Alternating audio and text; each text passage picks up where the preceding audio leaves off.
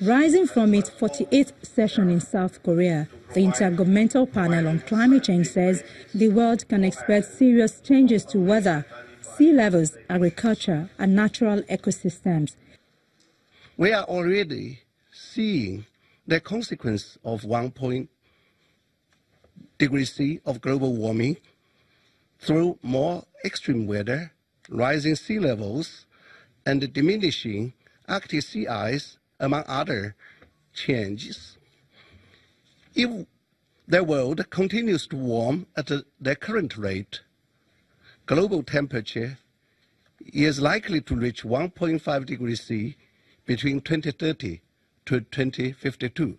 The IPCC report, which is a product of a 2-year expert dialogue involving more than 70 scientists, found that 2 degrees centigrade is not what it calls a guardrail up to which all will be safe. Instead, it recommends that while science on the 1.5 degrees centigrade warming limit is less robust, efforts should be made to push the defense line as low as possible. The pledges that governments have made over the last 3 years are not enough to keep warming below 1.5 degrees C, even with ambitious and very challenging efforts after 2030. Carbon dioxide emissions would need to decline substantially before 2030 to avoid warming of more than 1.5 degrees C in the middle of the 21st century, followed by large-scale carbon dioxide removal. While 0.5 degrees Celsius increase in room temperature is unnoticeable, the climate scientists say heating the world that much will have substantial consequences whose impact will be felt across human communities and economies. Climate change is already visible, and it's having impacts on human beings, ecosystems all around the world, and we can still limit the warming to 1.5 degrees, but we should change many things how we run our everyday business today.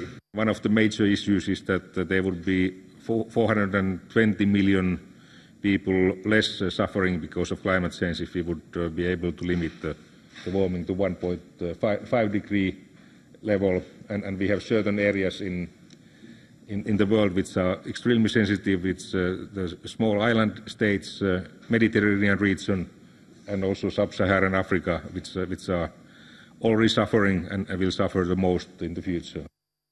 This is our challenge. We produce today 85% of the global energy based on fossil energy, coal, oil and gas, and only 15% based on non-carbon sources, nuclear, hydro and renewable. There's extreme urgency, and countries were giving their pledges after the Paris Agreement, and so far the progress hasn't been good enough that we would move towards 1.5 or 2 degrees targets. So there's clearly a need for much higher ambition level to reach even 2 degrees targets. Chukwumerije Okereke is a professor of environment and development at the University of Reading in England, and a lead author of the IPCC's special report on the impact of global warming of 1.5 degrees Celsius. He says solutions require an unprecedented scale of investment, and developing countries like Nigeria must focus on research and be prepared to live in a non-fossil future. We do not understand how, for example, climate change is going to impact our rivers, our agriculture, the type of seed that we plant. How will a warming world of 1.5 affect rice production in Nigeria? And I can go on and on. Research is very, very limited, and that is why you don't see robust mention of climate change, loss and damage in the report. And that is a shame from a personal perspective. What is lacking is political will.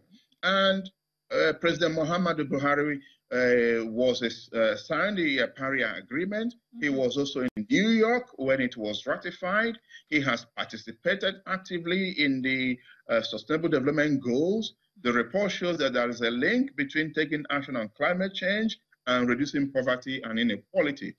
But I have not seen sufficient translation of this good statement and gestures into concrete plan of action. And that is where I think we need to pay a lot more attention.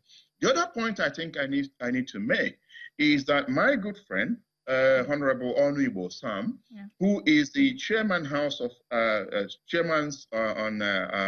House of Rep on climate change, has been fighting hard to bring a national climate change bill through the House. I don't know where they are with that bill, but they find that that bill has not been signed up to date, even though we started working on that bill about 3 or 4 years ago. I think it does not bode well for the need to understand the impacts of climate change and act on it. And the final point I want to make on this in terms of national policy is that climate change is not a sectoral thing. This is not what you leave for the Ministry of Environment.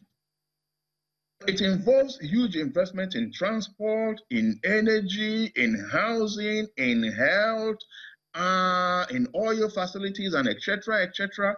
And so I think that we need to be taking climate change at the level of the presidency or vice presidency, or at least the National Planning Commission or National Budgetary and Allocation Commission, whatever you call it. And this is the evidence we have from many other countries that if you really want to take an action on climate change, you need a cross-sectoral planning commission level that can bring all the initiatives together from the various sectors in order to have a coordinated implementation plan.